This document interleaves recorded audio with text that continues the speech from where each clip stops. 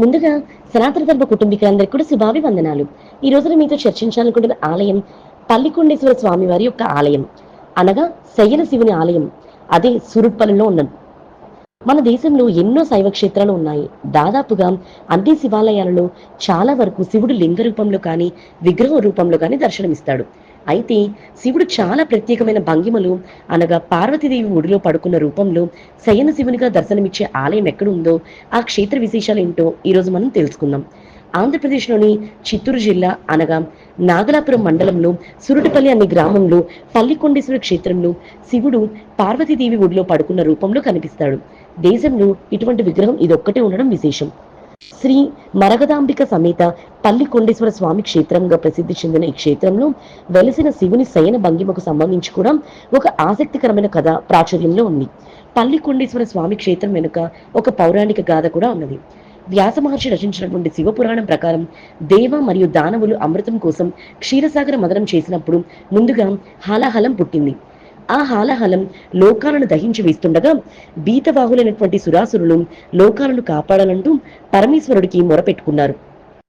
లోకాలన్నింటినీ రక్షించుకోవడానికి శివుడు ఆ కాలకుట విషాన్ని మింగి తన కంఠంలో దాచుకున్నాడు.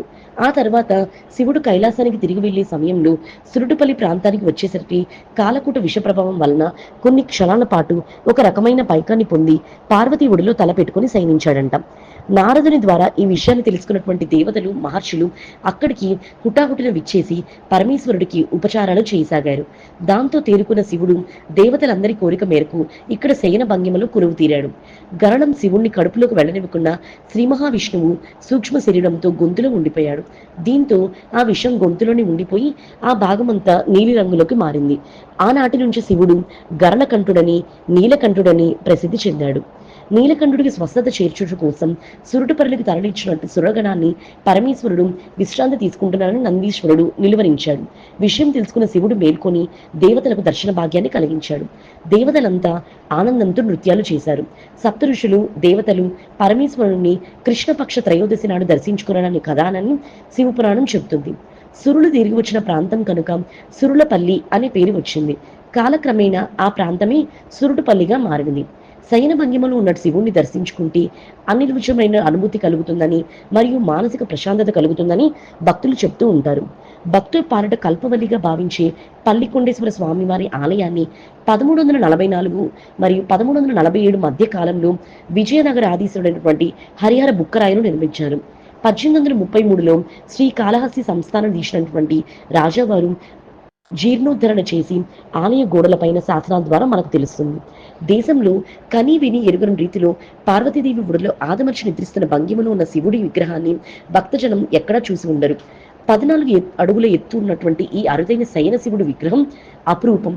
చుట్టూ బ్రహ్మ, విష్ణువులు, సూర్య, చంద్రుడు, నారద తుంబురులు, ఇంద్రుడు, కుబేరుడు, మార్కండేయుడు, అగస్త్య, పులస్త్య, వాల్మీకి, విశ్వామిత్రాది మహర్షులు కొలువు తీరి ఉండగా శివుడు సర్వమంగళాదేవి ఒడిలో తలపెట్టుకుని నిద్రిస్తున్న భంగిమలో భక్తులకు దర్శనమిచ్చే దృశ్యం కన్నుల పండుగగా ఉంటుంది.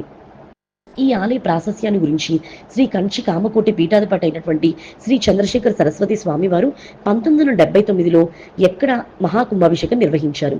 ఆ సందర్భంలో చంద్రశేఖర సరస్వతి స్వామివారికి పరమశివుడి దర్శన భాగ్యం కలగడంతో ఆయన ఈ ఆలయంలోని గడిపినట్టు స్వయంగా అనుభూతి చెందారు.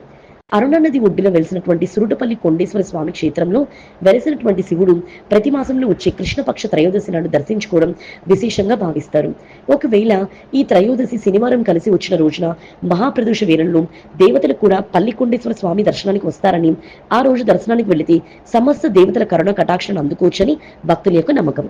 మరి తెలుసుకున్నారు కదా పల్లికొండేశ్వర స్వామి వారి ఆలయ విశేషాలు మరియు ఆలయ వెనుక ఉన్న కథనం. ఈ వీడియో చూసిన మీ అందరికీ కూడా కృతజ్ఞతలు. ముందుగా సనాతన ధర్మ